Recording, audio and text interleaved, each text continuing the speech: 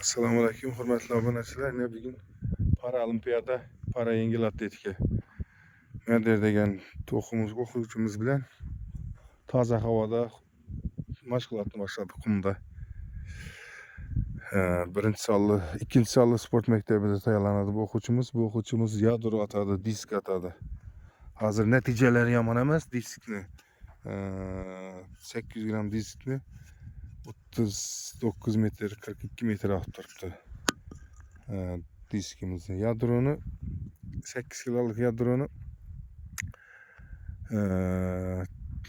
necha metre? 8 metre yurib tursan, ha? 18 metr, 9 metr atib turibdi. O'zbekistonda rekordi atib turgan 10 metr atib turibdi-da.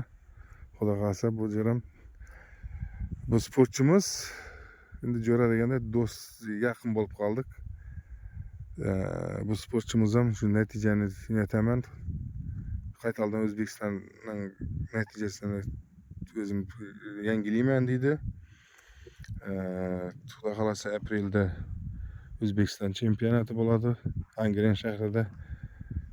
Yaqinda xudo qalasa Ellikqal'a rayonida Qoraqalpog'iston chempionati o'tkaziladi kattalar o'rtasida. Ana shunday do'stlar, bu bolamizni F11 ko'zi ko'rmaydi, F11. Nagiram bola. Ana shunday. Agar bolalaringiz bo'lsa, qiziqsanglar, universitetlar akirasizlar, tayyorlaymiz. Hech millatsiz, doyisini doyisi kelib turibdi, qiziq. Qani men o'zim ko'ring qani buni o'zim aytaman deb.